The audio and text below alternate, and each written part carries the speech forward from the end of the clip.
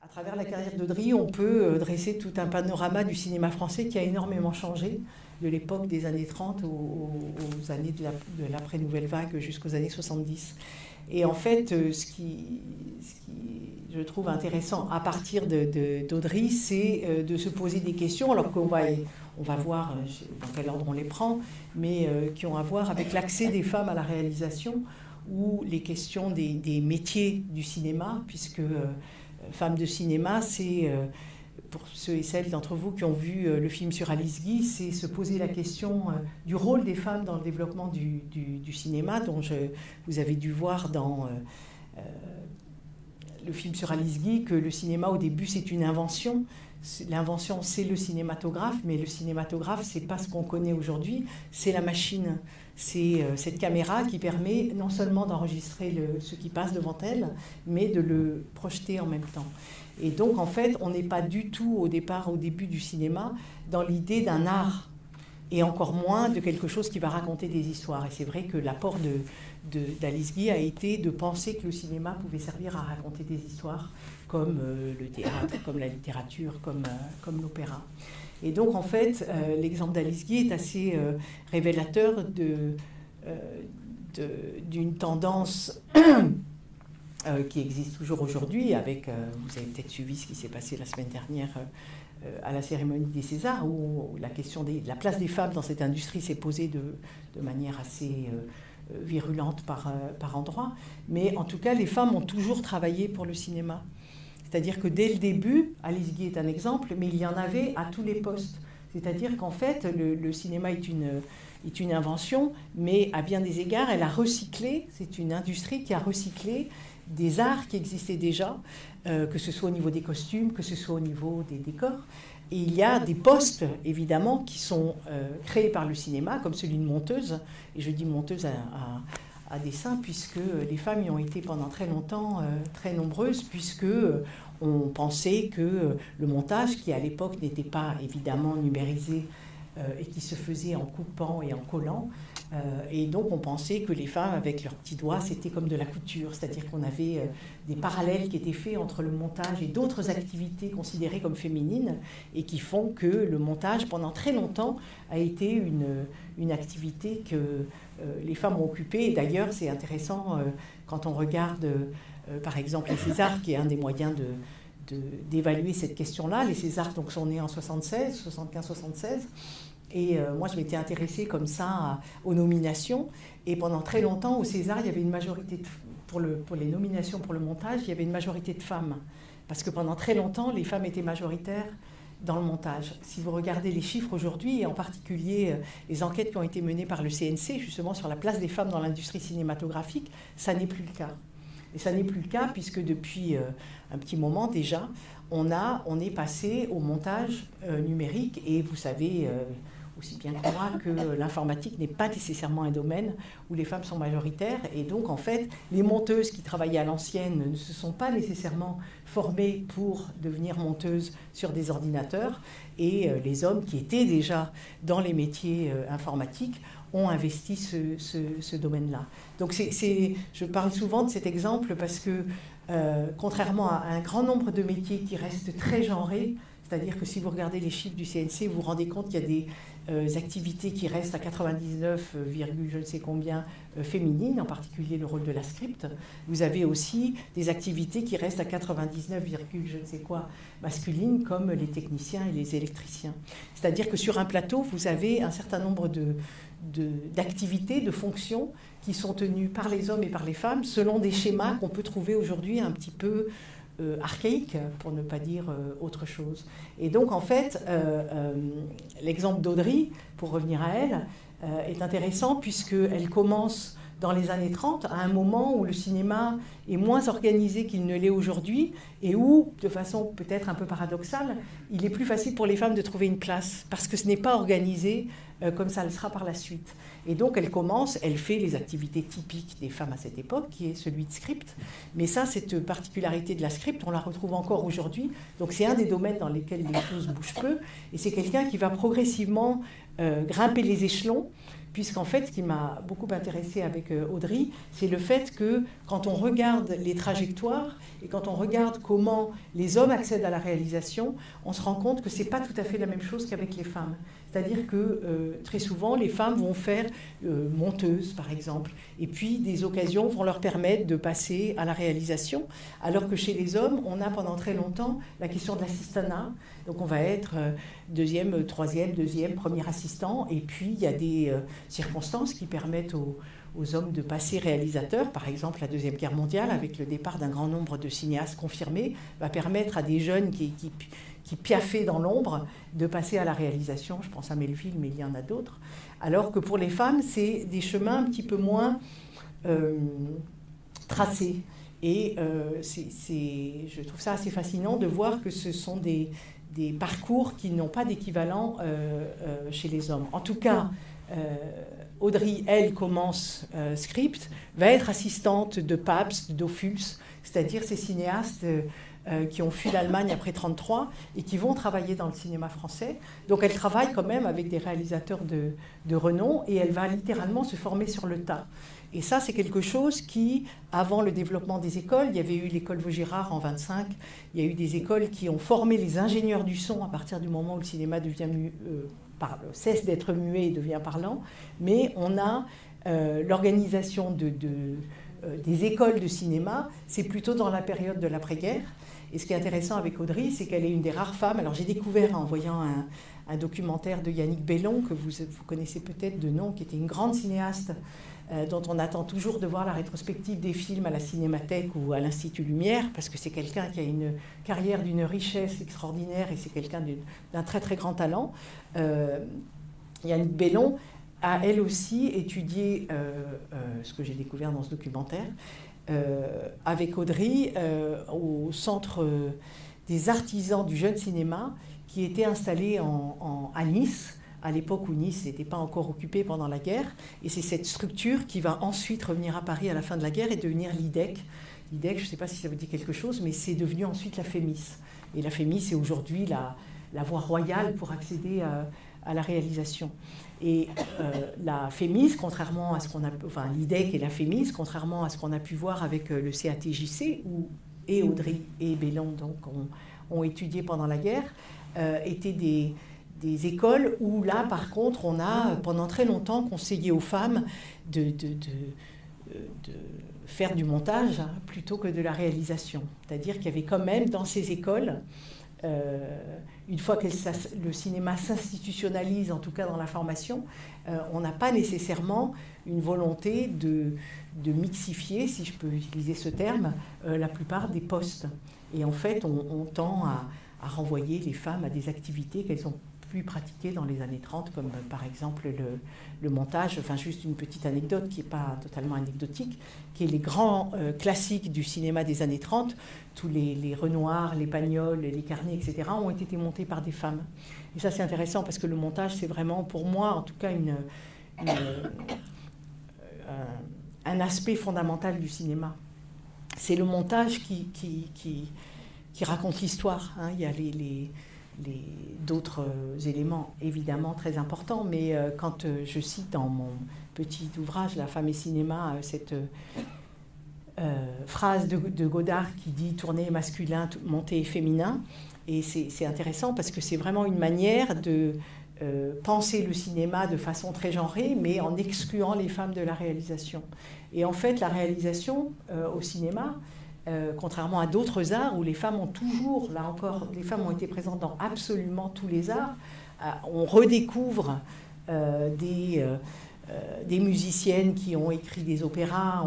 Je ne sais pas si vous avez vu la sortie de ce magnifique, enfin pas magnifique, mais très riche ouvrage de Martine Reed sur l'histoire culturelle de la littérature en France, et où on se rend compte qu'il y avait des femmes qui ont été jouées pendant des décennies.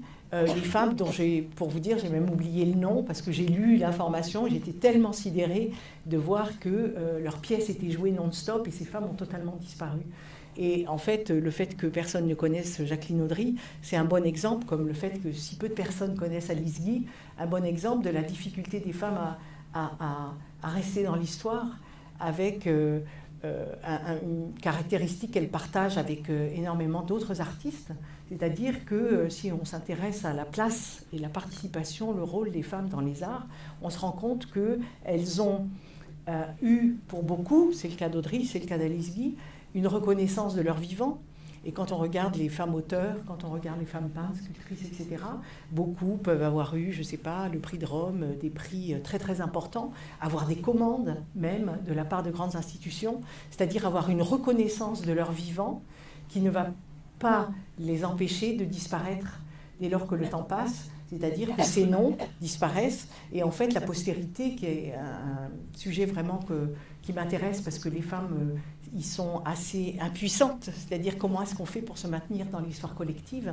Et en fait, ces mécanismes qui sont la circulation des noms et des œuvres, c'est-à-dire que Jacqueline Audry, j'attends toujours, mais il semblerait qu'il y ait peut-être une rétrospective qui soit envisagée à la Cinémathèque, mais tant qu'elle n'a pas eu lieu, j'attends de voir.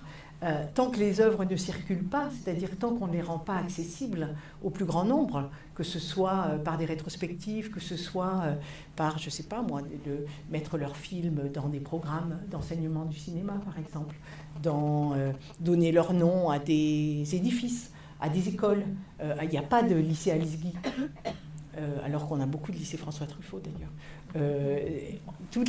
La topographie, je ne sais pas le cas pour Lyon, mais à Paris, j'ai appris récemment que 2% seulement des noms de rues sont donnés à des femmes. Alors, l'idée n'est pas non plus de tout débaptiser et de féminiser à tout prix les noms de rues, mais ça veut dire que ces noms de personnes qu'on voit dans les rues ou qu'on voit dans des établissements, les prix qui sont donnés, par exemple le prix Louis Deluc, on pourrait très bien imaginer un prix qui serait... alors il y a récemment eu le prix Alice Guy, vous suivez peut-être cette information, mais depuis quelques années, il y a une féministe qui, je crois que c'est elle qui est à l'origine du site 50-50, qui a mis en place le prix Alice Guy. Mais donc, du coup, ça permet de se poser la question, mais qui est Alice Guy, et de faire connaître.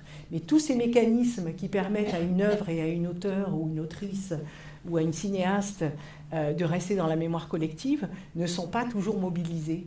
Et moi, qui suis pas mal impliquée dans différentes tables rondes, réflexions autour de la parité, chaque fois que j'entends les gens dire, à la Fémis par exemple, on a 50% d'élèves filles, on a 50% d'enseignants, et je dis, mais et les œuvres par exemple, qui sont étudiées, vous savez ou pas, mais à la Fémis, on donne aux élèves qui arrivent une liste de films qui serait bien qu'ils voient pendant leurs 4 années. Donc il y a un film par an. Donc j'avais fait le calcul, ça faisait 208 films. Donc il y a une liste avec 208 films qui couvrent le cinéma mondial de nos jours, puisque Méliès y est, et puis ça va jusqu'au cinéma contemporain. Je vous pose la question, combien de femmes sur cette liste de 208 films ? 6. 6. Donc voilà, c'est oui. Vous avez raison, je partage entièrement votre analyse sur la disparition des artistes femmes, qu'elles soient du cinéma ou des arts plastiques. Est-ce que, la question que je pose concernant le cinéma, c'est est-ce que les œuvres ont survécu après la disparition des auteurs ou des autrices ? Quand vous dites survécu, c'est-à-dire... Pour la peinture, on constate que, pour la peinture, pour l'estampe, pour la gravure, on constate que les œuvres disparaissent. Oui, mais on constate aussi que dans les réserves du musée d'Orsay, il y a énormément d'œuvres de femmes. Enfin, je ne sais pas, la dernière fois que vous étiez au musée d'Orsay, mais il y a 3 œuvres de femmes au musée d'Orsay qui sont dans les collections permanentes, alors qu'il y en a plein dans les réserves. Ah oui, oui. Enfin, moi, j'étais très sidérée quand j'étais à Los Angeles il y a 10 ans, de voir dans un musée des peintres françaises dont je n'avais absolument jamais entendu parler et qui avaient été achetées par des musées états-uniens. Donc ces œuvres existent. Il fut un temps, j'animais un séminaire de recherche sur genre et culture. Je ne sais même plus comment ça s'appelle, mais bon, c'est pas si vieux. Et donc l'idée, c'était de travailler sur justement la place... questionner un certain nombre de points dans le monde culturel. Et en fait, je me rendais compte qu'il y avait énormément de similarités chez les littéraires, chez les peintres, chez les musiciennes, etc. Et il y avait entre autres cette universitaire qui était intervenue, qui avait commencé, qui voulait faire une thèse sur les compositrices. Et elle s'était dit, j'aurais jamais assez de matière pour faire ma thèse. Et elle s'est rendue compte qu'il y en avait des centaines. Et donc, je suis allée à un colloque en 2004 à Genève qui s'appelait Profession créatrice. Et c'était au moment de la fête de la musique. Et pour le colloque, ils avaient demandé au conservatoire de jouer ces œuvres de femmes qui avaient été jouées un grand nombre de fois du vivant de leurs auteurs. Donc en fait, les œuvres elles existent. C'est comme ces pièces qui ne sont plus jouées ou qui ne sont plus enseignées. Les œuvres sont là. Simplement, la circulation des œuvres ne fonctionne pas. Et alors c'est vrai que pour Audrey, moi, il y a des films que je n'ai pas pu voir parce qu'ils sont introuvables ou ils sont dans un état absolument immontrable. Mais il n'empêche qu'il y a un grand nombre de films qui sont dans les cinémathèques. Après, dans des états... De toute façon, je n'ai pas l'impression que les films d'Audrey aient beaucoup été vus après sa mort. Mais juste un exemple, j'ai été quand mon livre sur Audrey est sorti, j'étais à Bruxelles. Il y a un festival de films de femmes qui est très très bien, qui s'appelle Elle tourne. Oui, c'est ça. Et donc, je devais faire une présentation. Il y a un partenariat entre ce festival et la Cinémathèque de Bruxelles, qui est vraiment un endroit que je vous conseille de découvrir si vous ne le connaissez pas, qui est vraiment très... Moi, j'aime beaucoup les cinémathèques, mais celui-là est particulièrement agréable. Et donc, le programmateur, il était question, chaque fois, il y avait un film qui était projeté en lien avec le festival. Et donc, quand on lui a dit ce serait bien que ce soit un film d'Audrey, il ne connaissait pas Audrey, le programmateur. Mais il a trouvé ça tellement incroyable, déjà de voir sa filmographie, qui est quand même assez abondante. Alors, je ne sais pas comment vous êtes arrivé à 18. Moi, je suis restée à 16, mais peut-être que ça inclut son... Non, parce que j'ai aussi compté son premier. Enfin, bon, bref. En tout cas, elle en a fait 16, qui est un record avec Dorothy Asner. Il n'y a pas de femme actuellement qui ait fait, à l'échelle mondiale, plus de 16 longs métrages. Et donc, lui, il a décidé que ce serait vraiment dommage de montrer qu'un film. Et donc, la Cinémathèque de Bruxelles, à cette occasion, a montré 5 films. Ils en ont montré un tous les soirs. Et moi, j'étais contente, parce que moi, j'ai fait juste la présentation pour le premier. Et en fait, il y avait, de la part du public, une curiosité. Et c'est vrai que chaque fois qu'on a essayé, j'ai fait ça aussi au moment du centenaire de sa naissance en 2008, de faire une petite rétrospective, c'était à Uzès, grâce à l'énergie extraordinaire de la directrice de l'époque au Capitole, qui s'appelle Michel Bérébi, mais qui est partie maintenant. Et elle ne connaissait rien à Audrey, elle m'a dit « ça me plaît ton histoire ». Et donc on a fait une petite rétrospective. Et là, j'étais là sur les 3 jours. Et en fait, le public qui venait, parce qu'elle avait réussi à fidéliser le public, au début, elle avait dit « bon, on va peut-être se mettre dans la petite salle, etc. » Entre le premier et le deuxième jour, on est passé de la petite salle à la salle moyenne. Et le dernier jour, on montrait 3 films. J'étais en train d'animer le débat du 4e, et quelqu'un m'a dit il faut qu'on sorte, il y a autant de monde qui attend dehors, on va dans la grande salle. Et donc on a fait le dernier film d'Audrey dans une grande salle. Et donc ça m'avait vraiment convaincu de la nécessité de redonner ces films à voir, qu'il y avait quand même... Alors certes, tous ne sont pas des chefs-d'œuvre, certains ont vieilli, peut-être vous avez trouvé celui-là... voilà, qu'aujourd'hui on ne fait plus les choses comme ça et peut-être que c'est pas plus mal, j'en sais rien, mais il n'empêche qu'il y a au moins la curiosité de voir ce qu'une femme qui était pratiquement toute seule, puisqu'en 43 il y avait André Fex qui était la femme d'Henri Decoing, qui était cinéaste, qui a fait 2 films. Et puis après, elle a été toute seule. Après, il y a Nicole Védresse qui a fait ce film de montage magnifique qui s'appelle Paris 1900. Mais avant l'arrivée de Varda en 1954, parce qu'on ne se souvient que de Varda, mais quand Varda a commencé, Audrey avait déjà 10 ans de carrière comme réalisatrice derrière elle. Et un grand nombre de films, y compris des films, vous avez cité tout à l'heure les adaptations de Colette, c'est d'ailleurs grâce au succès de Gigi, avec Daniel Delorme, qui a d'ailleurs vraiment lancé sa carrière, qui a fait 3 millions d'entrées.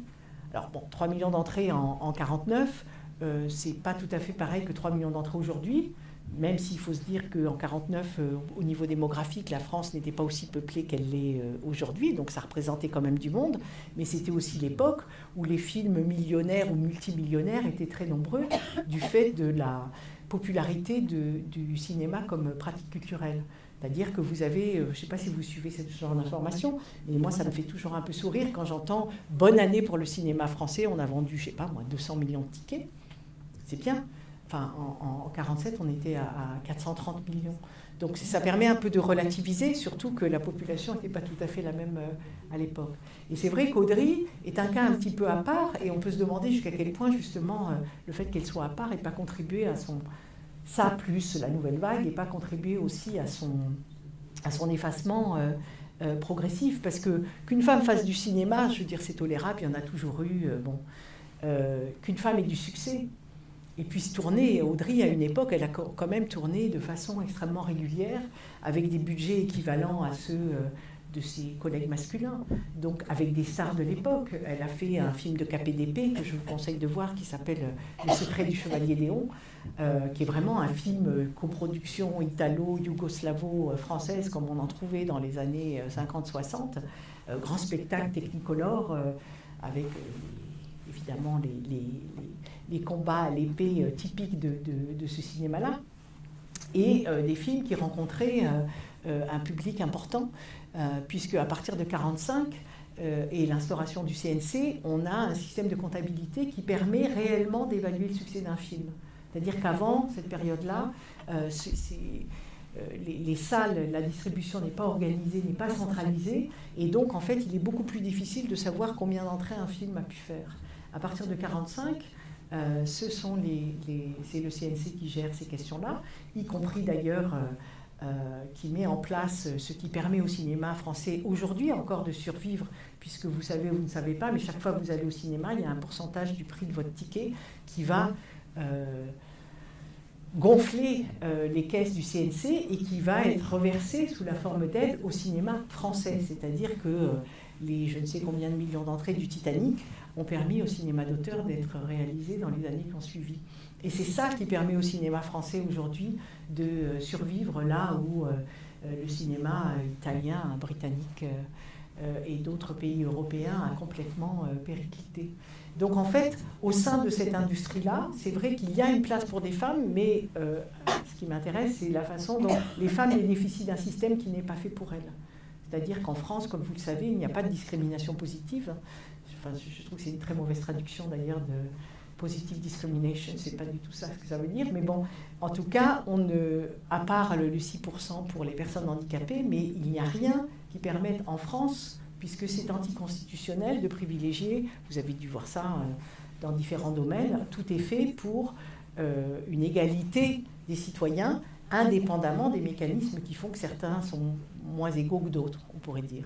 Et donc, en fait, si on regarde, quand on voit aujourd'hui toute la discussion autour des femmes dans le cinéma, et on dit oui, mais en France, en gros, c'est beaucoup plus simple pour elles, nanana, c'est peut-être plus simple, mais on est à des chiffres qui ne bougent pas, ou qui bougent très très peu. C'est-à-dire que les chiffres aujourd'hui de films réalisés par des femmes ne dépassent pas les 25%. Donc ça va être 23 selon les années. Mais moi qui travaille depuis très longtemps sur cette question, au milieu des années 90, on avait déjà des chiffres qu'on retrouve dans les années 2010. Or, au même moment, on a une augmentation des étudiantes dans les écoles de cinéma, c'est-à-dire qu'il y a une génération, depuis une génération, enfin 20-25 ans, il y a la parité dans les écoles de cinéma, c'est-à-dire qu'il y a pratiquement la moitié des diplômés des écoles de cinéma qui sont des femmes. Alors moi, je ne suis pas mateuse, hein, mais quand même, ça devrait se traduire par une augmentation du nombre de films faits par des femmes. Or, dans les faits, ce n'est pas vraiment le cas. Et quand on donne les chiffres en France, il faut se méfier parce qu'on n'a pas dans le cinéma comme des cartes de presse qui permettent d'évaluer combien il y a de pourcentage de journalistes femmes et hommes. Il n'y a pas l'équivalent au cinéma. Il y a eu une époque, et puis bon, le fait est que ce n'est pas mis en place. Donc ça veut dire que seuls les films qui ont été réalisés permettent d'avoir une idée un petit peu des pourcentages. Et on se rend compte qu'il y a quand même de grandes disparités, et ces disparités de chiffres s'accompagnent de disparités de salaires. Les derniers chiffres la dernière enquête du CNC montrait que pour la réalisation, donc il y a des décalages dans tous les corps de métier du cinéma, mais pour la réalisation, ça montait à 42% de différence de salaire entre un cinéaste et une cinéaste. En plus de ça, on voit qu'il y a dans les budgets des différences qui tournent autour de 2 millions, c'est-à-dire qu'un tiers des films faits par des femmes ont un coût inférieur à 1 million. 1 million. Juste pour donner une idée, il a beaucoup été question du prix de J'accuse, c'était 25. Alors, c'est un cas un peu à part. Hein. La moyenne du film en France, c'est plutôt autour de la moitié, hein, on va dire entre 10 et 12. Mais ça veut dire que les femmes font du cinéma, comme disait un collègue, fauché. Un cinéma qui ne coûte pas très cher. Et quel est le cinéma qui ne coûte pas très cher? Parce que ça a aussi une influence sur le type de cinéma que font les femmes. Les femmes font surtout du cinéma d'auteur, donc un contemporain pas très dispendieux. Le documentaire, qui est aussi un genre qui est quand même très très investi par les femmes. Et c'est-à-dire que si vous regardez, j'ai trouvé des camemberts tout à fait intéressants qui permettent de comparer les genres cinématographiques auxquels ont accès, ou en tout cas que pratiquent les hommes et les femmes, et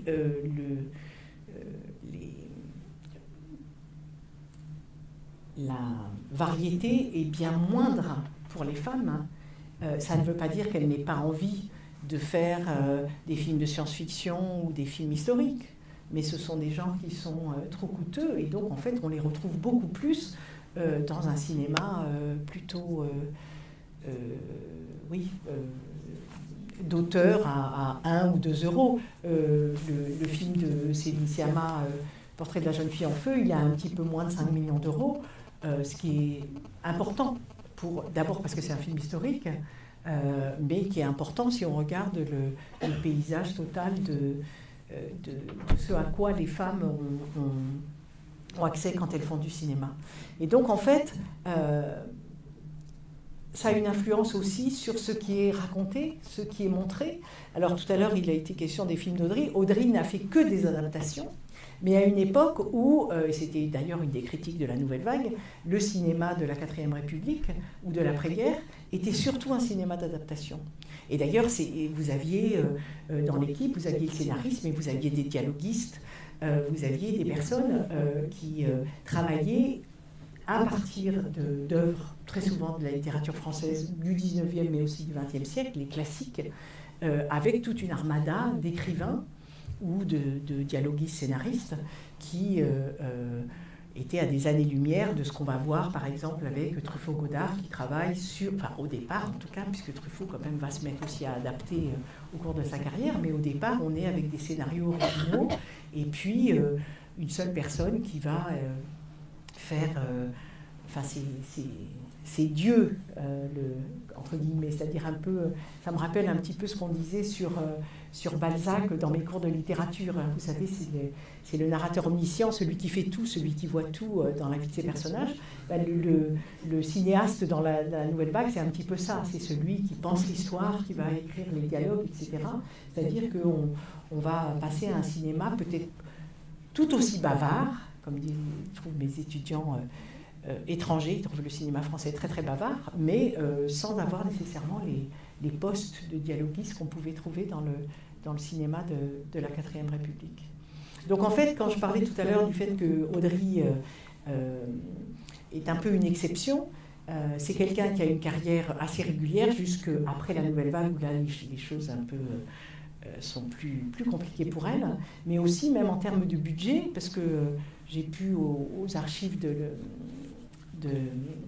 la bibliothèque du film à Paris, qui est maintenant installée à côté des locaux de la Cinémathèque, voir les devis de ces différents films et toutes les archives relatives au budget. Et en fait, on se rend compte qu'il y a une augmentation progressive des budgets de ces films et aussi de ses propres émoluments pour son film, puisqu'au début, il a été question des Malheurs de Sophie, qui est un cas tout à fait intéressant, puisque la presse de l'époque va dire au début « Ah, c'est bien une femme qui adapte une femme pour des histoires d'enfants », c'est-à-dire qu'on est dans une projection de la littérature de jeunesse écrite par des femmes, ce qu'on trouve encore aujourd'hui. une femme qui écrit, on pense souvent littérature pour la jeunesse. Or, je ne sais pas quels sont vos souvenirs des Malheurs de Sophie, qui est quand même un classique. Quand j'avais fait une intervention sur le film d'Audry, je cherchais une couverture du roman et je me suis rendu compte qu'il continuait à se vendre. C'est-à-dire que les mères, les grands-mères, les arrière-grands-mères continuent d'offrir les Malheurs de Sophie à la progéniture féminine. Bon, pourquoi pas. Mais dans le cas d'Audry, c'est un film qu'elle commence à tourner pendant l'occupation, pendant la guerre, et qui est cité dans un livre de Paul Léglise sur l'histoire du cinéma français comme étant un des films qui ont eu des problèmes avec la censure sous Vichy. Alors, je ne sais pas si vos souvenirs de la comtesse de Ségur sont très précis, mais moi c'est vrai qu'au début j'avais trouvé ça un petit peu étonnant. Puis quand j'ai vu le film, en fait il est question de Sophie adulte. Dans Les Malheurs de Sophie, Sophie elle a 6 ans du début à la fin. Elle choisit de faire grandir Sophie, ce qui lui permet de mettre en scène quelque chose qui la travaille beaucoup dans tous ses films, qui est l'éducation des filles, qui est l'émancipation des filles par rapport au modèle, et qui est le mariage arrangé, parce qu'en fait, c'est ça qu'on veut faire. Et puis elle rajoute en plus un événement historique avec le coup d'État de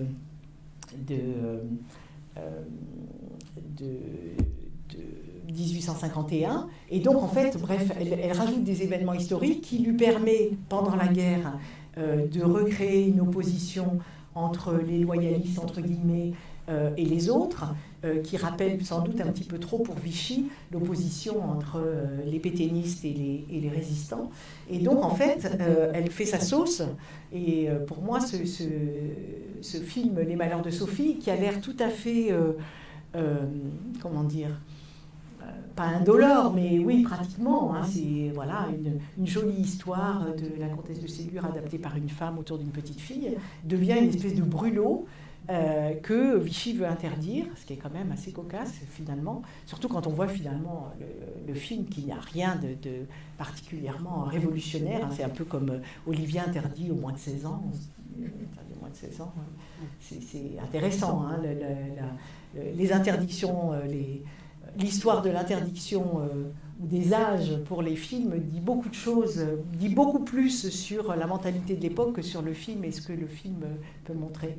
Mais en tout cas, à travers cet exemple d'Audry et des Malheurs de Sophie, on voit bien de la part, de l'autre côté, puisqu'en fait très souvent les femmes ont des idées sur ce qu'elles veulent faire, elles savent ce qu'elles veulent faire, elles savent éventuellement qu'elles ont des capacités pour faire absolument tout ce qu'elles veulent, mais en face, il y a des attentes. C'est pour ça qu'en fait, je ne vais pas rentrer dans les débats qui ont secoué l'industrie la semaine dernière, mais cette question de la dissociation de l'œuvre et de l'artiste, on ne la fait jamais pour les femmes. On ramène toujours les œuvres des femmes au fait qu'elles sont des femmes. Et ça a été valable. J'avais une amie en Grande-Bretagne où j'ai vécu qui avait fait sa thèse sur la réception des œuvres de Sagan. C'est le cas toujours pour Sagan. Ça reste, lisez des critiques sur des films faits par des femmes, il y a toujours un moment où d'une façon ou d'une autre, on renvoie au fait. Donc là, cette dissociation-là, on ne la fait absolument pas. Et donc les attentes sur ce que doit être un cinéma fait par des femmes, vous êtes peut-être... Il y en a peut-être dans la salle qui sont trop jeunes pour se souvenir de ce qui s'est passé à l'époque de Romance X de Catherine Breillat ou de Baise-moi de Despentes. Mais il y a des choses qui, parce que c'est une femme qui les filme, deviennent très problématiques. Et la question de la sexualité est cruciale sur ces points-là.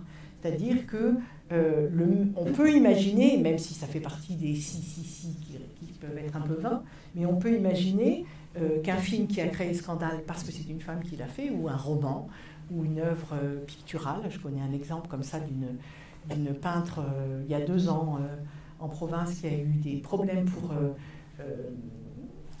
montrer des œuvres dans lesquelles elle représentait la nudité masculine d'une façon a priori un petit peu trop graphique pour le maire de la commune qui avait organisé l'événement. Donc en fait, on voit bien qu'il y a des attentes dans ce que doit ou ce que devrait être un film fait par une femme. Et avec Audry, ce qui est intéressant, c'est que jusqu'à Olivia, parce que quand on regarde ensemble sa carrière, elle fait des films, et Olivia fait partie de ces films qu'on appelle Belle Époque, c'est-à-dire des films qui sont situés pendant cette période dite de la Belle Époque, hein, jusqu'à la Première Guerre mondiale. Et en fait, que ce soit Gigi ou Mine, la génie libertine, qu'elle va faire l'année suivante, et puis ensuite Mitsu, qui est aussi une adaptation de Colette, on est dans ce qu'on appelle les films Belle Époque. Et alors, vous savez peut-être, mais la Belle Époque est associée à une certaine libération sexuelle, et le terme est totalement anachronique. Mais en tout cas, sur les questions de genre et de sexualité, on a l'impression que les choses bougent un petit peu. Et c'est vrai que si vous regardez Gigi et Mine, on voit un peu les tropes du film Belle Époque, avec la cocotte entretenue, les femmes un peu dénudées, les salles de spectacles, type musical, etc., où les hommes viennent se rincer l'œil. Enfin, je sais pas, moi, pensez à French Cancan de Renoir, par exemple, comme exemple tout à fait intéressant à mettre en parallèle. Et donc, en fait, là, le féminisme, parce qu'on peut vraiment parler de féminisme à propos d'Audrey, elle arrive à faire passer dans ses films, à travers justement l'expression des désirs et le fait que tous ces personnages féminins arrivent à leur fin, c'est-à-dire que même si elles aiment en dehors de leur groupe social ou autre, elles finissent par get the boy à la fin. Hein, elles arrivent à leur fin. Mais avec Olivia, là, on sent qu'il y a un petit souci quand même, c'est-à-dire qu'au niveau de la critique, alors je ne dirais pas, moi, qu'il y a eu, que ça a créé un scandale, parce qu'elle a quand même des soutiens extrêmement forts. Et j'ai la chance d'avoir, grâce au neveu de Jacqueline Audry, le pressbook de sa tante, donc de Jacqueline Audry, sur Olivia, qui est un énorme album photo dans lequel sont collés des dizaines et des dizaines d'articles sur le film dans des langues, y compris des langues que je ne parle pas, y compris dans des publications, dans les colonies dont j'ignorais l'existence. Et en fait, ça permet justement d'évaluer qu'il y a eu peut-être une rupture, certes, dans ces soutiens parisiens, mais qui a eu énormément de critiques très, très élogieuses par rapport au film. Mais là, dans le film, et puis c'est peut-être l'occasion d'en discuter avec vous, mais ce qui a beaucoup choqué, même s'ils ne conceptualisent pas les choses de cette façon, c'est le fait que l'absence quasi totale d'hommes pose le public masculin dans une position à laquelle il n'est pas du tout habitué, c'est-à-dire qu'il n'y a pas, ou peu, ou moins, de processus d'identification. C'est-à-dire que très souvent, alors je ne suis pas en train de dire que les hommes s'identifient aux hommes et les femmes aux femmes, on s'identifie à qui on veut. Ça, c'est bien au cinéma aussi, hein, de se projeter dans le personnage qu'on veut. Mais il y a quand même, dans l'économie narrative de tout film, des processus par lesquels on va encourager une identification. Et très souvent, on trouve son compte quand on va au cinéma. Et c'est comme dans un roman quand on dit « j'arrive pas à rentrer ». Non, ça m'a pas plu, je suis pas rentrée. On rentre pas parce qu'il n'y a pas de porte d'entrée. Et là, en fait, dans toutes les critiques que j'ai pu lire négatives, alors, c'est pas conceptualisé de cette façon-là, mais c'est... ça manque d'hommes. Hein, il y a vraiment cette idée enfin, je n'ai pas voulu faire un florilège dans le chapitre que j'ai consacré au film, mais il y a quand même des perles sur la réception par certains hommes, y compris par certaines femmes d'ailleurs, qui disent « bon, les hommes quand même, c'est bien, hein, ce serait bien qu'il y en ait ». Enfin, on sent qu'il y a des regrets dans le choix d'une quasi-non-mixité dans le film, qui s'explique aussi par le lieu dans lequel le film se déroule. Mais il n'empêche que à partir de ce moment-là, c'est sûr que la critique se pose un peu des questions sur Audrey, qu'elle ne se posait pas nécessairement avant, parce qu'il y avait des petites filles, des petites femmes affriolantes, en petits jupons. Je veux dire, là, il y en a, tout le monde en avait... ça permettait quand même de tempérer un petit peu la dimension féministe à petite dose homéopathique, certes, mais que Audrey arrivait à faire passer dans son film. Pardon, oui. Moi, non, mais je ne sais pas le micro. Non, mais je ne sais pas le micro. Moi, il y a une chose qui me gêne un peu, c'est la différence d'âge. On n'en parle pas, mais voilà. Moi, j'aurais bien compris une amitié, comme ça a eu lieu dans d'autres films d'ailleurs, entre deux jeunes filles du même âge et tout. Moi, là, c'est vrai que, bon, en plus, elle séduit, beaucoup de pensionnaires sont amoureuses d'elle, donc ça, c'est un fait. Il y a bien d'elle quelque chose qui fait que... voilà, mais il y a quelque part, oui, moi ça me gêne. Et puis pour revenir sur ce que vous disiez tout à l'heure, moi j'ai été ravie, mais alors vraiment ravie de découvrir le documentaire sur Alice Guy. J'ai passé un moment aussi vraiment extraordinaire. Alors si j'ai bien compris, Alice Guy a fait énormément de films, mais pas de long métrage. Non, parce qu'à l'époque, on n'est pas encore dans des films longs. C'est-à-dire qu'elle, quand elle arrête sa carrière, elle en a fait des plus longs que ceux qu'elle a fait en France, puisqu'elle a eu une carrière à la fois en France et aux États-Unis. Et c'est vrai que la longueur des films s'accroît au fil des années, mais dans les films que vous pouvez trouver en ligne, d'ailleurs, sur Internet, vous pouvez trouver un grand nombre de films d'Alice Guy. Oui. Je vous conseille Madame a ses envies et Une femme collante, qui sont quand même des... elle fait des... Mais vous allez en trouver plein. Hein. Vous allez sur YouTube. Enfin, j'aime pas faire de la pub pour YouTube, mais si vous allez sur YouTube, vous allez trouver énormément de films d'Alice Guy. Par contre, les films qu'elle a fait aux États-Unis avec la compagnie qu'elle a créée, la compagnie Solax, on en peut en trouver. Gaumont a fait toute une série de coffrets, de coffrets DVD avec les films puisque c'est Gaumont qui a, en tout cas pour les films français, mais on peut trouver aussi dans un des coffrets que j'ai moi sur les pionnières, on trouve un des films qu'elle a fait aux États-Unis également.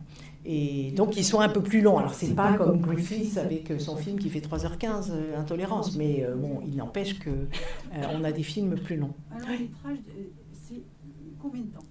Ça dépend des époques. En fait, aujourd'hui, on part du principe, je crois, au niveau des salles de cinéma, quand on passe des films, que jusqu'à 52 minutes, il me semble que c'est un moyen métrage, et après on passe au long métrage. Mais parce qu'elle a fait son film sur le Christ, qui a quand même 8 épisodes. Oui, 8 épisodes. Mais il faudrait voir la durée des épisodes. Oui. Je me permettais d'ajouter une petite chose, c'est que Alice Guy est à l'invention du cinématographe. Donc la durée des films, c'est la durée d'une bobine. Oui. Et petit à petit, la technologie va avancer. C'est elle aussi qui va faire, je ne sais pas si c'est dit qui va faire le premier film sonorisé, puisqu'elle a trouvé une manière de synchroniser le son avec. Et donc elle est tout au début. Donc c'est pour ça que la notion de long métrage et court métrage n'est pas pertinent pour elle. Et je vous rejoins dans le sens où il y a, je sais pas, 3/4 de son œuvre qui a été perdue. Soit dans la destruction de ses studios, soit le Gaumont qui avait signé ses films d'autres noms, et qui ont été perdus, qui n'ont pas été restaurés, parce que l'archivage, on le voit, tu en as parlé, la restauration de l'archivage, ça coûte énormément d'argent. Et si les films ne vous rapportent pas d'argent immédiatement, les distributeurs, c'est difficile pour eux d'investir. Et puis, il y a une chose aussi qu'on a du mal à réaliser maintenant, où on est dans une volonté de sauver le patrimoine, etc., c'est que les films ne sont pas nécessairement pensés comme des œuvres méritant d'être gardées. C'est-à-dire qu'il y a des films qui sont réutilisés pour faire d'autres films. Et donc, je crois que la première cinémathèque, c'est en Suède. La Suède est le premier pays à mettre en place une cinémathèque avant l'anglois, avant l'anglois, il y en a eu d'autres, d'ailleurs, dans les années 30 en France, je crois que c'est 35 ou 36 la cinémathèque en France, mais avant, la Suède va mettre en place, c'est-à-dire, mais même si c'est le début des années 30, je ne me souviens plus exactement la date, on est quelques décennies après l'invention du cinéma. C'est-à-dire que pendant toutes ces... Il y a eu un moment, alors les années 20 sont un moment clé pour penser le film comme art. C'est vraiment le moment où la société du film d'art est créée, on est dans des démarches un petit peu différentes, mais l'idée de garder ce qui a été fait, et c'est aussi pour ça que... Alice Guy, et dans mes souvenirs, c'est pas si bien posé que ça dans le film, c'est-à-dire qu'en fait, parce qu'elle c'est pas une universitaire non plus, la personne qui a fait le film, et elle peut pas non plus tout dire, elle dit déjà pas mal de choses, mais au moment où on commence à vouloir garder la mémoire du cinéma, le cinéma des débuts, qui est vu comme... vous savez, au début, on parlait du cinéma comme spectacle de curiosité. C'était quelque chose pour les forains. C'était les forains qui montraient les films avant qu'il y ait des lieux sédentarisés où on montrait les films. Et donc, c'est un cinéma qui n'est pas valorisé. À partir du moment où on parle du cinéma comme art, les courses de grosses dames, je dis courses de grosses dames parce que c'est un classique dans les catalogues de Gaumont et de Pathé, c'est les courses de grosses dames. C'est un peu bizarre, en plus, c'était pas des dames qui jouaient, c'était des hommes souvent qui jouaient des grosses dames. Mais apparemment, ça avait beaucoup de succès, les courses de grosses dames. Ça, c'est ce cinéma-là, burlesque, slapstick, etc., c'est pas nécessairement celui qu'on veut garder. Et c'est comme ça qu'on se retrouve dans une situation où c'est vrai que y a même eu des questionnements sur la réalité du travail d'Alice Guy, qui est quand même assez énorme, quand on voit quand même, enfin moi j'ai fait un petit travail dans les archives justement autour d'Alice Guy, il y a quand même un certain nombre d'éléments dans les archives Gaumont qui montrent qu'elle n'était pas là pour sucrer les fraises, hein. Elle avait une activité évidente, avec des titres, avec des noms, mais le fait aussi que dans les films qu'on voit au début, il n'y a pas de générique. La question du droit d'auteur ne va pas s'appliquer immédiatement. Tout le monde se pille et tout le monde se pique ses idées. Enfin, pourquoi est-ce qu'on va mettre la marguerite de Gaumont et le coq de pâté sur le film? C'est pour éviter qu'il soit piqué par d'autres compagnies. C'est vraiment le Far West dans le cinéma des débuts. Mais c'est vrai qu'à partir du moment où on patrimonialise le cinéma et où il va être conservé, la mémoire du cinéma est conservée, des films comme ceux d'Alice Guy ne font pas partie de ce processus de légitimation du cinéma. Et donc c'est pas... moi, je suis quelqu'un de très féministe et très concerné par ces questions d'inégalité, mais je pense qu'il faut bien distinguer ce qui est de l'ordre d'un féminisme contemporain qu'on plaquerait sur des problématiques où c'était pas exactement ou pas que ça. Je pense que le fait que Alice Guy soit une femme ou que Jacqueline Audry était une femme a contribué, mais ce n'est pas la cause unique. Et je pense que c'est voir les choses... Enfin, c'est une forme de révisionnisme, surtout quand on ne voit... quand on réduit leur disparition uniquement à cette question-là. Je pense que c'est faire fi de beaucoup d'autres éléments qui sont tout aussi importants. Oui. Donc, la différence d'âge, excusez-moi. Ah oui, pardon, la différence d'âge. Oui. Alors, dans les... on retourne à... Olivia, donc, est une adaptation d'un roman autobiographique de Dorothy Bussy, qu'elle a publié sous pseudonyme. C'était pas n'importe quelle traductrice, quand même, Dorothy Bussy, c'était la traductrice de Gide, en France. Gide, à qui elle avait envoyé une première version de son roman dans les années 30. Enfin, lui, je pense que ça ne l'intéressait pas beaucoup.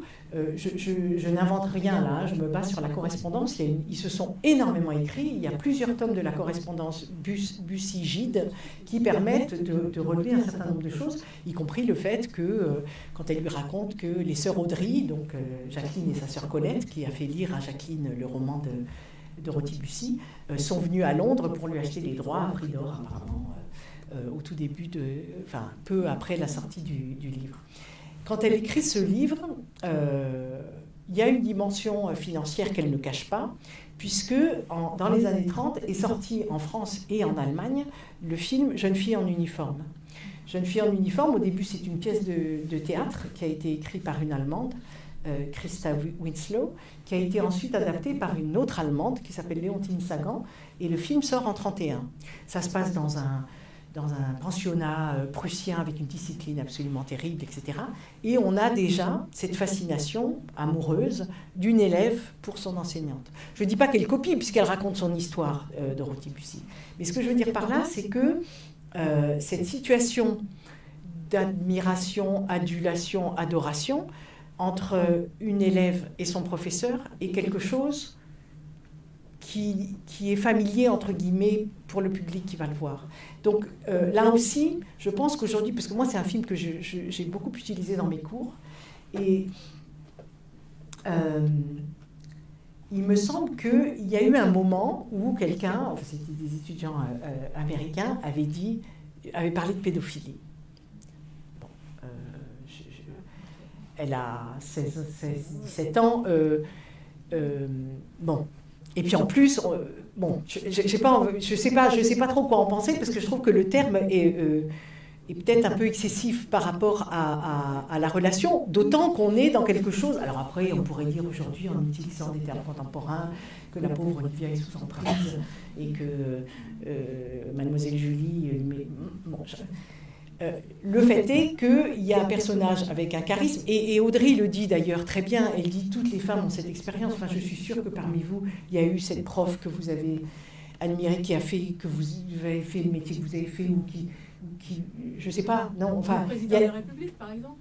Le président de la République, par exemple.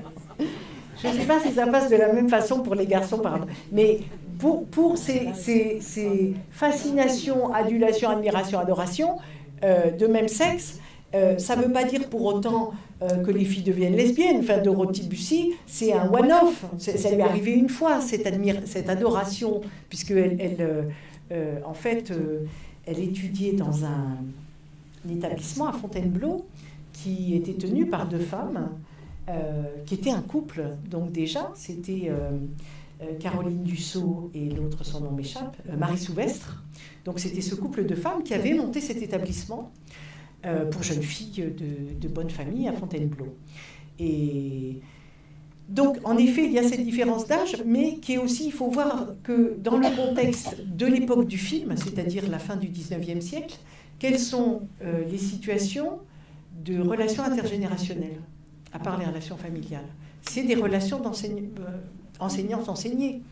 On n'a pas tellement, la mixité, elle n'existe pas non plus dans la sphère publique, ou à l'exception des familles.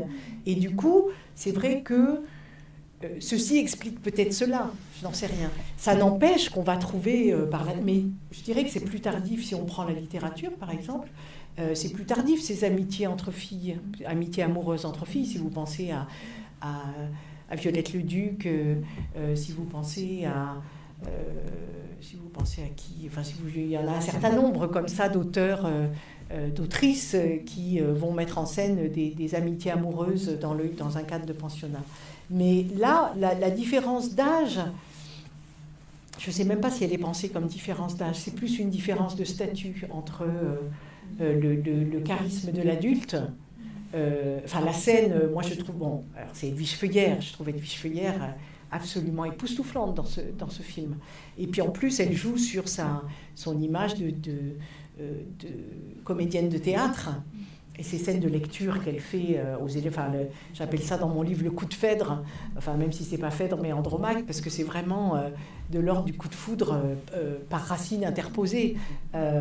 Et ce qui est intéressant, c'est de voir qu'il y a une certaine fidélité d'Audrey à l'œuvre de Dorothy Bussy, même si elle rajoute des choses de son cru, qui montre que Dorothy Bussy, enfin, quand elle écrit, elle a 80 ans pratiquement, hein, quand elle raconte ses souvenirs de jeune fille, elle se remémore sa première expérience de l'amour qui va s'exercer sur Mademoiselle Julie.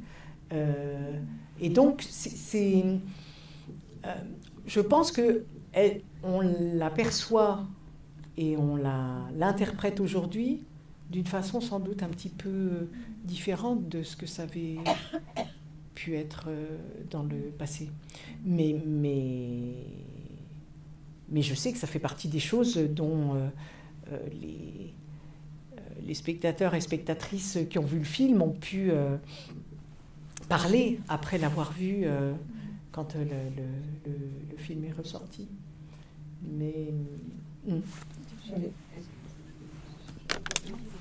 J'ai une question par rapport à Edwige Feuillère, où j'aurais aimé entendre parler un petit peu de ce qu'elle représente à l'époque où elle joue dans ce film, parce que je ne sais pas si on se rend compte, et moi je ne connais pas grand-chose non plus, du statut qu'elle a dans le cinéma français et dans le théâtre, et est-ce qu'elle prend des risques en faisant ce film ou pas, et qu'est-ce que ça a eu comme écho Edwige Feuillère en 51, je ne sais plus son année de naissance, mais enfin, je ne dis pas qu'elle est sur la pente descendante, hein, parce qu'elle aura encore quand même des grands rôles, mais elle n'est plus, elle peut se permettre de jouer ce genre de personnage. Et d'ailleurs, c'est intéressant que tu en parles, parce que les critiques, pour certains et certaines, se retiennent de dézinguer le film parce qu'il y a Madame Feuillère, ou Mademoiselle, je ne sais pas comment il l'appelle. Et s'il y a Edwige Feuillère dans un film, ça ne peut pas être complètement méchant, mauvais. Même s'il y en a, alors j'ai fait un peu relever les adjectifs qui sont utilisés, il y en a qui vont parler de rôle faisandé. Enfin, il y a vraiment des termes, mais c'est pas sur elle, c'est sur son rôle. Et je cite dans ses mémoires, je ne sais plus exactement le titre du livre, mais enfin, elle en a écrit qu'un, enfin, c'est peut-être même pas elle qui l'a écrit, mais donc il y a ses mémoires, et elle raconte que à l'époque où elle fait Olivia, enfin le film sort, son tapissier, voilà, un tapissier, qui lui dit mais où va le monde si on ne peut plus emmener nos filles voir des films avec Madame Feuillère. Et donc elle lui explique que c'est ça, quand on est comédien, on est amené à jouer des rôles, mais de personnes qu'on n'est pas. On va jouer une criminelle, on va jouer une voleuse. Et elle dit que son tapissier lui répond en disant « Oui, mais le crime, c'est propre. » donc clairement, ce qui est propre et ce qui est jouable et ce qui ne l'est pas est tout à fait intéressant à cette époque-là. Feuillère Feuillère plus que Simone Simon, qui n'a jamais eu l'aura de star, malgré elle a joué dans La Féline de Tourneur.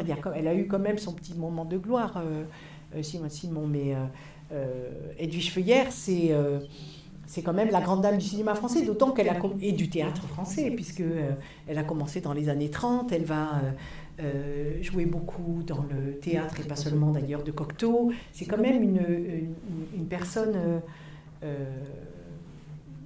importante. Et du coup, ça, je suis persuadée, c'est toujours difficile, on peut dire que c'est une interprétation qui se discute, comme toutes les interprétations, mais je pense que ça a quand même atténué le degré de critique qui, pour certaines, sont assez féroces sur le film, pas tant pour la qualité du film, mais parce qu'il y a des choses qui les dérangent. Et c'est surtout le fait, enfin ça c'est mon interprétation, hein, je l'assume totalement, le fait que c'est un monde qui fonctionne très bien sans hommes. Et que si on regarde la fin, il n'y a pas de retour à l'ordre. C'est très intéressant, justement par rapport à la problématique du festival quand même. Il y avait un film de Victor Rousseau, il vous avez peut-être montré le Celluloid Closet dans les éditions du... Mais Victor Rousseau avait écrit un livre qui s'appelait Le Celluloid Closet, donc le placard de celluloïd, dans lequel il mettait à la fin, dans les annexes, il y avait la liste de tous les personnages gays et lesbiens au cinéma et tout ce qui leur arrivait. Et la plupart mouraient. Et c'est dingue, donc il y a des suicides, il y a des accidents, il y a des... Mais c'est vraiment les fins tragiques. Et là, en fait, mademoiselle Cara meurt, mais bon, je veux dire, c'est pas non plus... On n'est pas dans un retour à l'ordre. Il n'y a pas une volonté de... elle ne meurt pas parce qu'elle est en couple avec mademoiselle Julie. On ne sait pas d'ailleurs pourquoi elle meurt. Si c'est un accident, si c'est l'horrible Frau Reisner qui a mis 3 gouttes en trop, on ne sait pas. Et à la limite, ce n'est pas le plus important. Ce qui compte, c'est qu'on n'est pas dans une espèce de retour à l'ordre hétérosexuel qui permettrait aux personnages de reprendre le droit chemin, parce qu'il y en a qui parlent de droit chemin, qui disent, il y a une citation, il y en a, parce que je pensais avoir un de mes livres, donc je n'ai pas de mon anti-sèche, mais il y a des tirades comme ça, où il y en a un qui dit, on a envie de voir entrer un malabar et remettre le cœur de ces jeunes filles là où la nature les a mis. Enfin, il y a vraiment une espèce d'irritation qui, pour certains, va plus loin que l'irritation de la part des critiques de voir... Ah oui, cette institution est une jolie pétaudière où il y en a un qui dit « Ces jeunes filles ne vont pas beaucoup à l'église ». Ce qui, par rapport à l'époque et au type d'établissement, est perçu comme un manque. Pardon, vous vouliez poser une question? D'ailleurs, je rebondis là-dessus parce que ça me fait penser au film de Céline Sciamma, justement, parce que le seul moment de loi de potentiel jugement qui rate complètement, c'est l'entrée des 3 hommes qui viennent pour juger et qui n'y arrivent même pas. C'est assez drôle. Oui. Je sais pas si c'est fait exprès, mais pour le coup, oui. Il y a quand même une dimension comique qui est assez réussie. Oui. Et puis ils sont filmés de dos. Ils sont filmés aussi de dos, c'est-à-dire qu'ils sont des fonctions plutôt que des individus. Bien sûr, c'est comme le jardinier au début. Et alors c'est drôle parce que j'ai été contactée, enfin non, pas drôle, mais j'ai été contactée il y a peu par un universitaire. Il y a des universitaires qui ont des marottes tout à fait étonnantes. Et puis Internet permet à ces marottes de fructifier. Et donc, c'est cet homme qui est, je pense, français, installé en Grande-Bretagne, ce que j'ai fait moi à une époque, a monté tout un site sur les lieux du cinéma. Donc il est passionné par, je ne sais pas moi par exemple, dans Les Vampires de Feuillade, le Paris du 18e, donc il va mettre des captures d'écran du film de Feuillade et puis la rue telle qu'elle est aujourd'hui. Enfin, il aime bien ça. Donc il me dit, est-ce que vous savez où a été filmé le château dans Olivia? Alors je plonge dans mes notes et je ressors mon énorme Pressbook et je commence à lire en me disant il y en a bien un qui va parler du tournage. Et donc en fait, ça m'a pris du temps, après je me suis dit je suis trop bonne, mais bon, donc je lis et je trouve 2 articles qui parlent du tournage et je regarde, donc après moi aussi je vais sur internet, je regarde si à tel endroit il y a bien un château. Et donc je lui écris, je lui dis écoutez, a priori c'est tel endroit où ça c'est censé se passer à Fontainebleau, mais c'est pas filmé à Fontainebleau, c'est soit cet endroit, soit cet endroit. Et le gars me répond immédiatement, merci beaucoup. Mais dans un temps record, je ne sais pas ce qu'il a utilisé comme cycle, il me renvoie, il dit, c'est bien Flins-sur-Seine, ou pas Flins, enfin un nom un peu comme ça. Et il me joint 2 cartes postales, vous savez, les cartes anciennes, dans lesquelles on voit des photos du château, et c'est exactement l'arrivée d'Olivia, et puis dans la calèche, et puis le bâtiment, là, il n'y a absolument aucun doute. Et donc, lui, il avait retrouvé ces lieux. Je ne sais pas pourquoi je suis partie là-dessus, mais...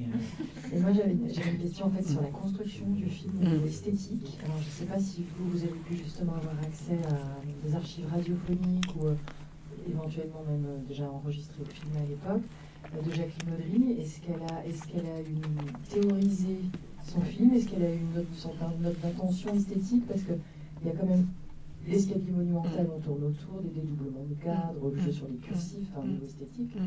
Bon, il y a quand même vraiment bon, ça a été fait après et avant, mais c'est quand même assez bien réalisé. Oui.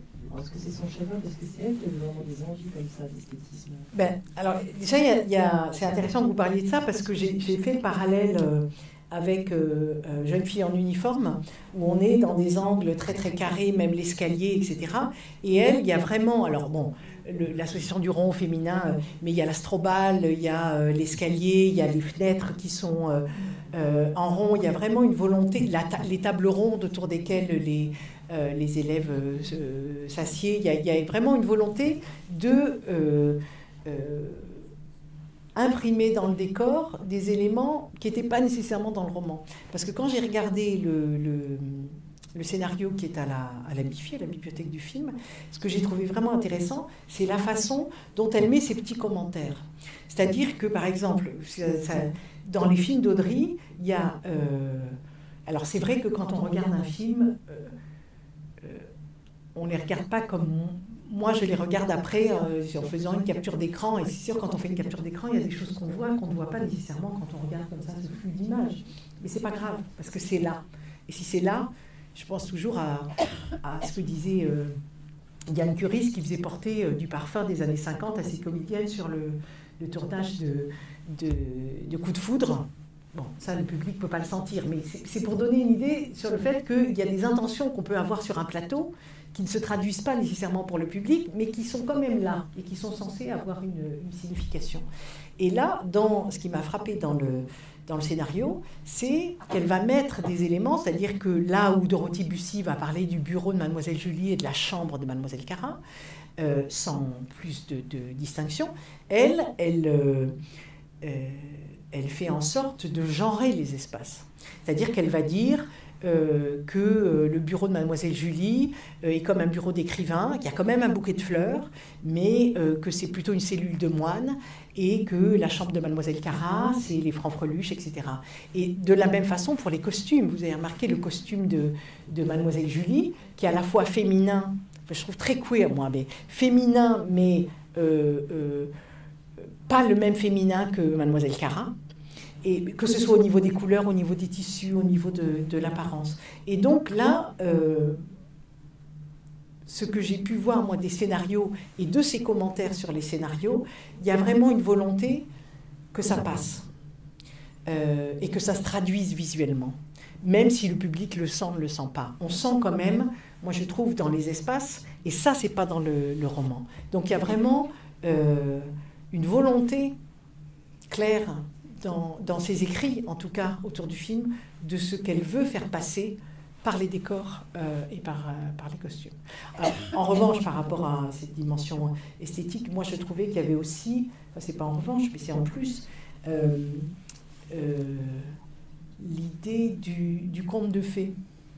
C'est-à-dire que quand elle arrive, les grilles du château s'ouvrent, elle arrive, c'est un univers qui est complètement à part, et un monde un petit peu clos. Et moi, ce qui m'a frappé, c'est... il y a plusieurs choses qui me faisaient penser au conte de fées. C'est quand elle regarde par cette fenêtre ronde comme ça, et qu'on voit Mademoiselle Julie qui part avec sa cape et qui monte dans une calèche. Je trouve que ça fait vraiment scène de conte de fées, vous savez, où la princesse ou le prince va au bal, je ne sais où. Et justement, le bal, elle choisit de... C'est pas un bal de Mardi Gras, hein, c'est quand même Noël. Mais elle nous fait un Noël Mardi Gras, qui est quand même... Non, mais c'est quand même assez étonnant. Déjà, en plus, il y a sur les questions de genre... Alors, d'accord, il y a que des filles, mais dans Jeune fille en uniforme, il y a une scène de travestissement, parce qu'il y a du théâtre, et donc il y a des filles qui jouent des rôles de garçons, etc. Mais là, il n'y a même pas besoin, entre guillemets, de cet alibi-là. Elle fait le choix de faire un Noël un peu queer, comme ça, avec des filles... En plus, il y a des espèces de télescopage aussi ethniques, entre l'indienne ou supposée indienne. Enfin, elle nous fait des choses quand même étonnantes. Et puis, je ne sais pas si vous avez remarqué, mais il y a ce couple qui, pour moi, est tout à fait Chopin et Aurore du Devant... plus connu sous le nom de George Sand, quand on voit le cours. Donc, elle joue comme ça avec des références d'une façon qui est volontaire et qui n'est pas dans le roman. Donc là, c'est ce que je dis, cette façon, l'air de rien, de faire passer quand même des choses que le public capte ou pas. Mais elle se débrouille quand même pour les introduire. Ouais. Et oui, et dernière chose du conte de fées qui m'avait frappé aussi, c'est le baiser qui réveille, quand elle vient l'embrasser dans son lit, et on a l'impression vraiment que c'est le baiser du prince qui réveille même des désirs qu'elle n'est pas censée avoir. Alors ça, c'est une interprétation, j'assume totalement le fait qu'on puisse me dire que je délire, mais je trouve qu'il y a quand même des indices concordants qui vont dans... Moi, je suis parfois un peu réticente par rapport à on prend un truc et à partir d'un truc, on va bâtir tout échafaudé. Là, je trouve qu'il y a quand même un certain nombre d'éléments qui montrent que c'est aussi une référence à laquelle elle veut que l'on pense. On voit les deux personnages, la cuisinière et le... Oui, ça, c'est pas du tout dans le roman. Voilà, c'est ce que je Oui. Ça, c'est typique du cinéma bavard et très...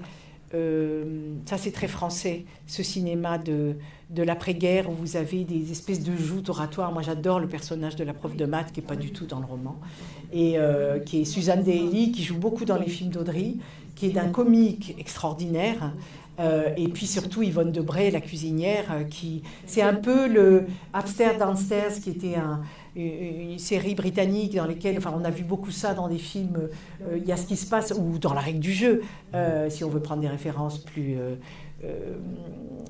françaises, avec les aristocrates qui sont à un niveau et puis les domestiques qui sont à un autre. Là, c'est pas tout à fait la même chose, mais quand même, et puis il y a une fonction un petit peu cœur antique, où on commente les actions qui se passent à l'étage.